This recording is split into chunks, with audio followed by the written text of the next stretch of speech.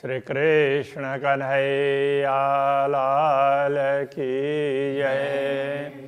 श्री निजानंद स्वामी की श्री प्राणनाथ प्यारे की जब हक बिना कछु न रखे तब बुझ भई कल में।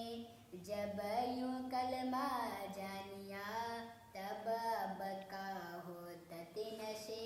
तब बका होत तिन से। श्री कृष्ण कन्हैया लाल की जय। ब्रह्मात्माओं का रहन सहन किस प्रकार से होता है, ये प्रसंग बता रहे हैं। कतेब ग्रंथों में मोमिनों के विषय में कहा गया है और अभी उस परंपरा के लोग तो जो भी दुनिया में दुष्ट कर्म करें उनको मोमिन समझते हैं। तो यथार्थ में प्राणनाथ जी समझाते हैं कि वो तो उत्तम प्रकार की आत्माएं होती है जो दुनिया में सबको मार्गदर्शन देती है, खराब नहीं करती। ये मोमिनों की शरीयत छोड़े ना हक को दम। तो ब्रह्मात्माओं के कर्म तो ऐसे ही होते हैं। वो एक दम का तात्पर्य एक श्वास, इतनी देर भी वो परमात्मा को नहीं भूलती है। अरस वतन अपना जान के छोड़े ना हक कदम। परमधाम अपना घर है ऐसा समझ करके परब्रह्म परमात्मा के चरणों को कभी भी नहीं छोड़ती है। मोहम्मद ईसा इमाम बैत बका निशान। तो ब्रह्मात्माएं क्या समझती हैं? मोहम्मद ईसा और इमाम, जैसे ये तो उसमें कतेब ग्रंथों के आधार पर समझा रहे हैं ना, इसलिए उनके ही ग्रंथों में जिस प्रकार उल्लेख है उसके अनुसार कह रहे हैं। मोहम्मद ईसा और इमाम। रसूल मोहम्मद ने मोहम्मद के 3 स्वरूप की बात कही थी। वैसे तो जितने भी पैगंबर हैं सारे ही मोहम्मद हैं, किंतु अंतिम समय में आने वाले 3 स्वरूप ऐसे करके उन्होंने बोला। तो उनके अनुसार कहें तो रसूल और उसके बाद यहाँ पर सतगुरु और प्राणनाथ जी के लिए कहा है। तो मोहम्मद ईसा और इमाम ये तीनों बैत बका निशान। तो इन तीनों को इन तीनों के द्वारा परमात्मा का संदेश दुनिया में आया है, इस प्रकार समझते हैं। और बैत का तात्पर्य होता है घर, बक्का निशान। तो अखंड घर, बक्का अखंड, तो अखंड घर परमधाम। तो वो उसका यही लोग स्पष्ट करके समझाएंगे। सोई 3 सूरत मोहम्मद की। तो ये तीनों स्वरूप है, ये मोहम्मद के ही स्वरूप है। देखावे अरश रहमान।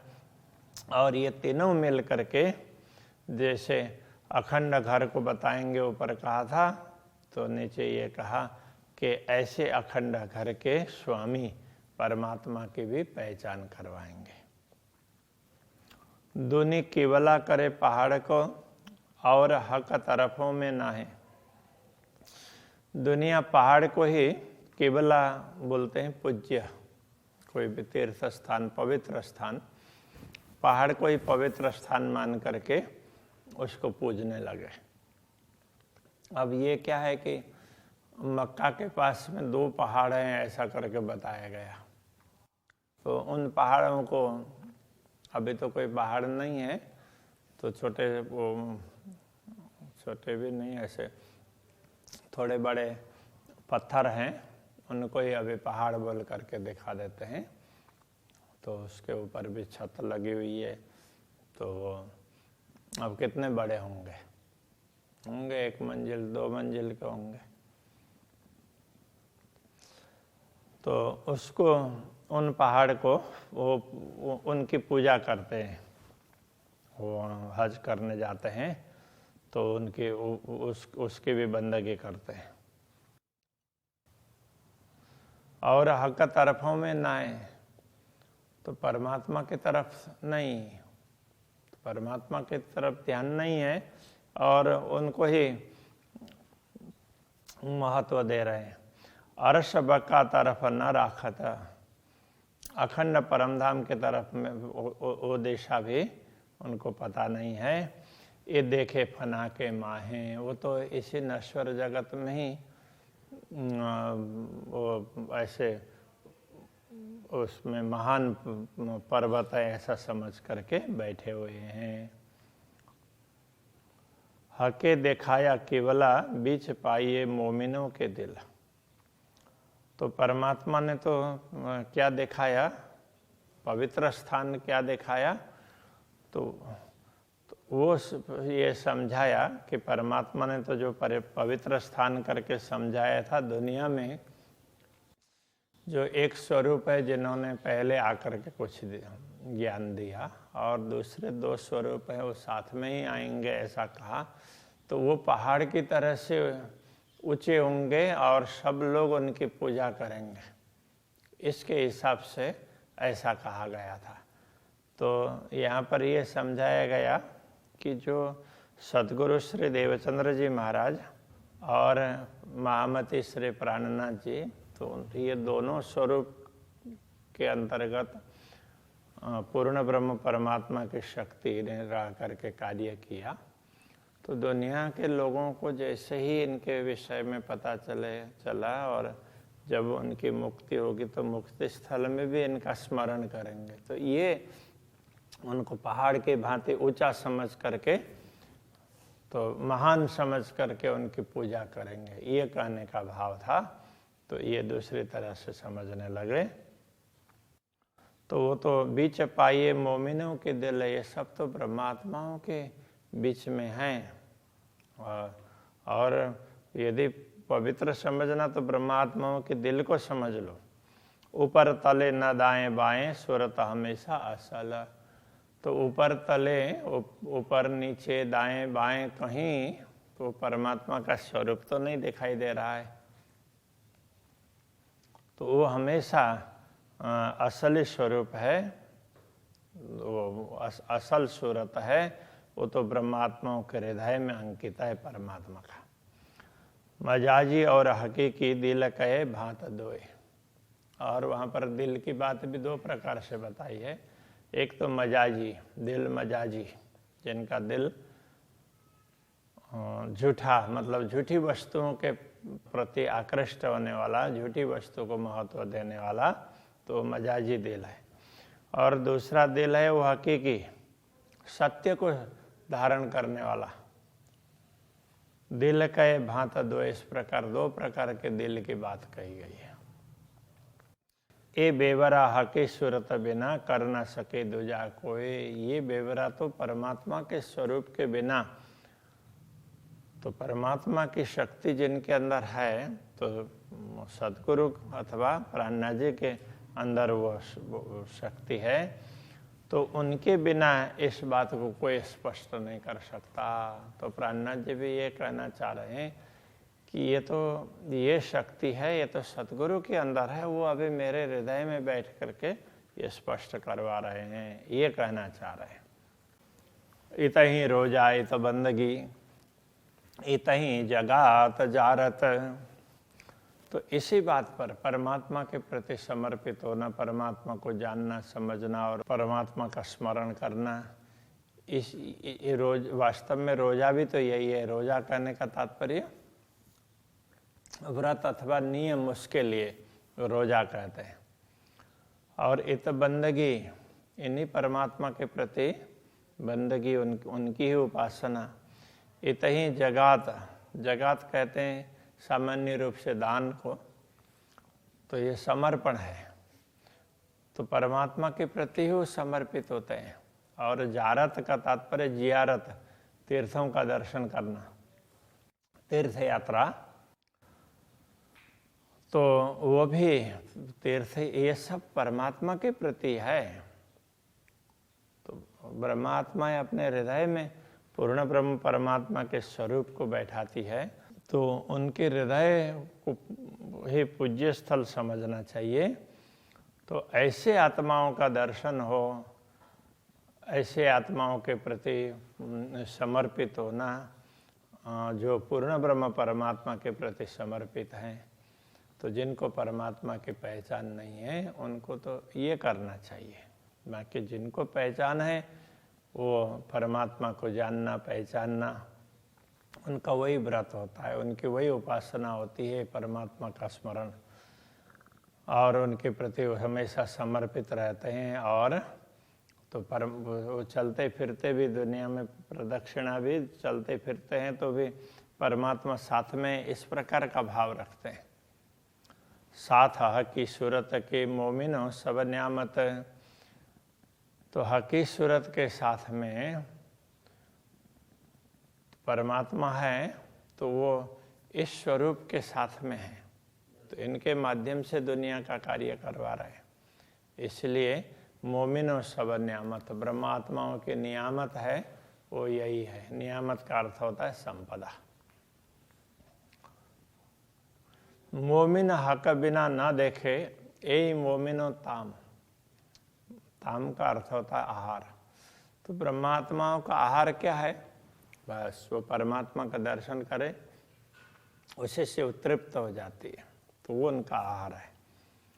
बंदगी तवाफ सब इतही, इसलिए बंदगी नमन करना, उपासना करना, जो भी कहें, और तवाफ, तवाफ बोलते हैं प्रदक्षिणा, तो बस तो वो परमात्मा की ही बंदगी करेंगे, उनकी उपासना करेंगे, और दुनिया में चलते फिरते कहीं भी हो तो परमात्मा को साथ में रखेंगे।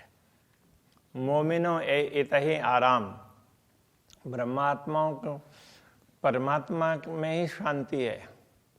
परमात्मा का स्मरण करना, उनका चिंतन करना, वो हमारे साथ में उस प्रकार का भाव रखना, उसी में उनको शांति है। खाना पीना सब इतही मिलाप मजकूर, तो परमात्मा की चर्चा करें, बस वही खाना है उनका, वही पीना है, बस वही आहार विहार, भूख प्यास वगैरह उसी से मिटती है।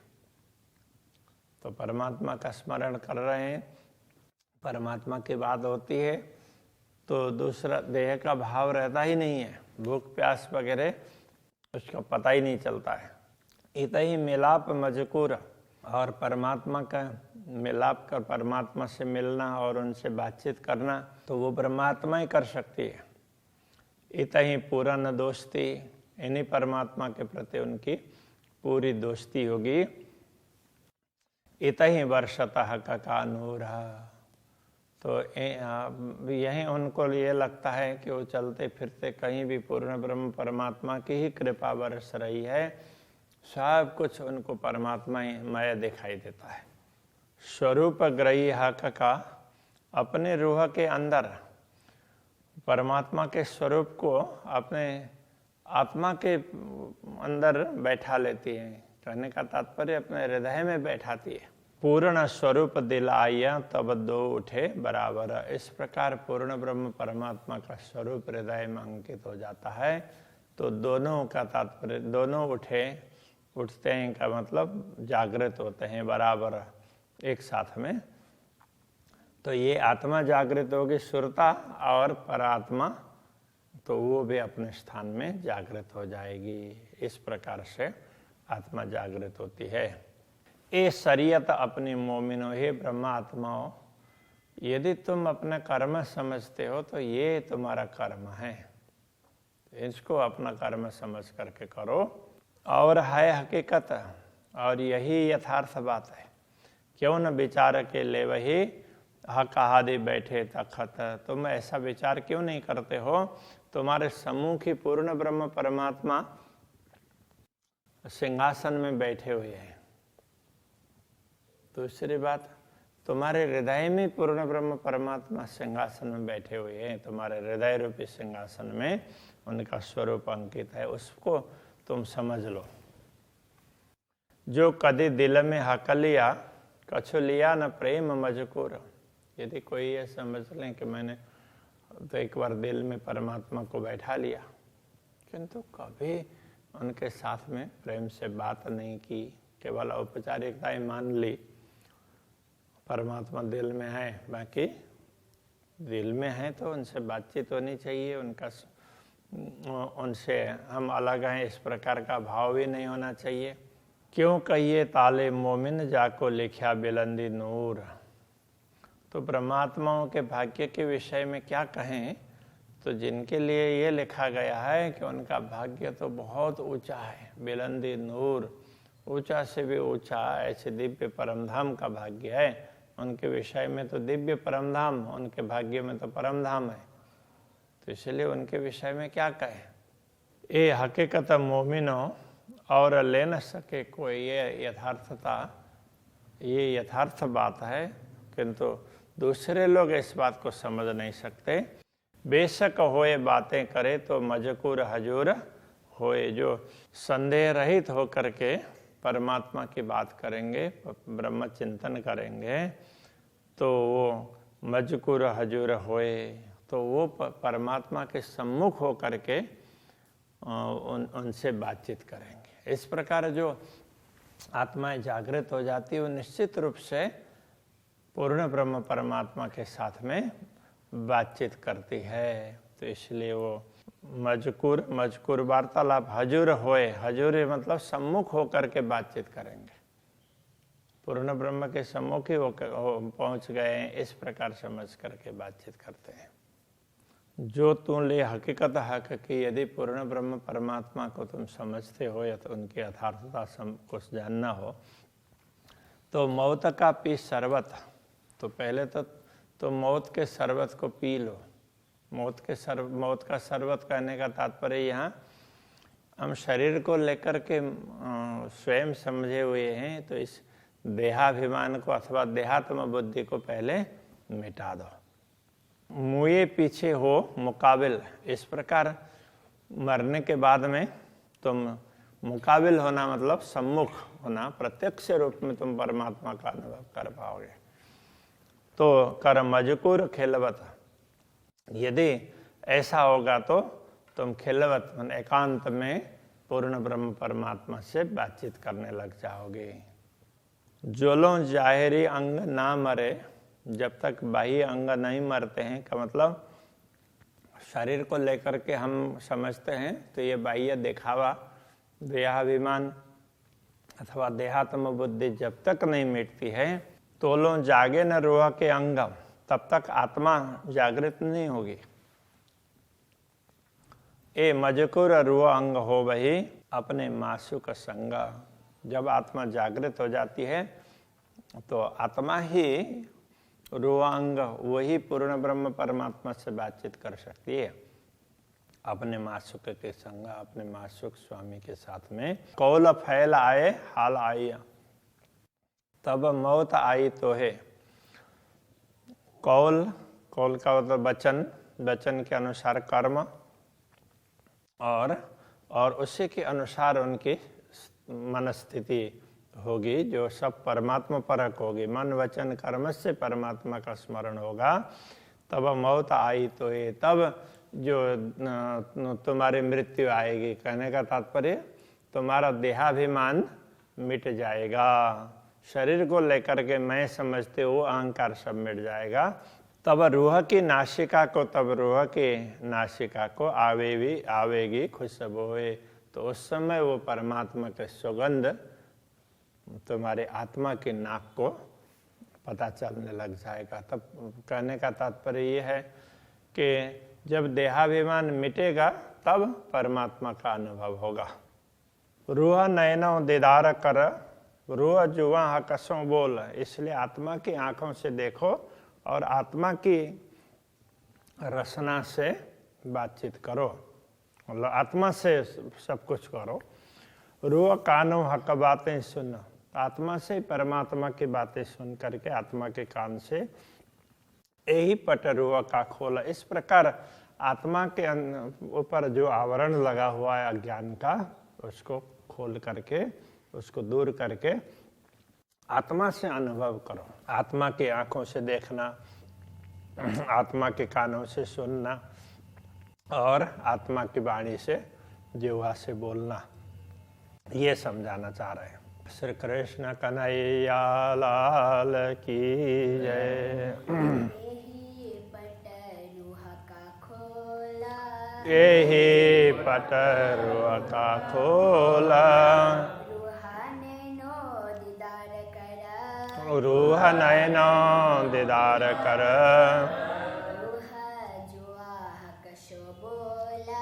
रूह जुहा हकसों बोला, रूह कानो हक बातें सुना, यही पटरुआ का खोला, यही पटरुआ का खोला।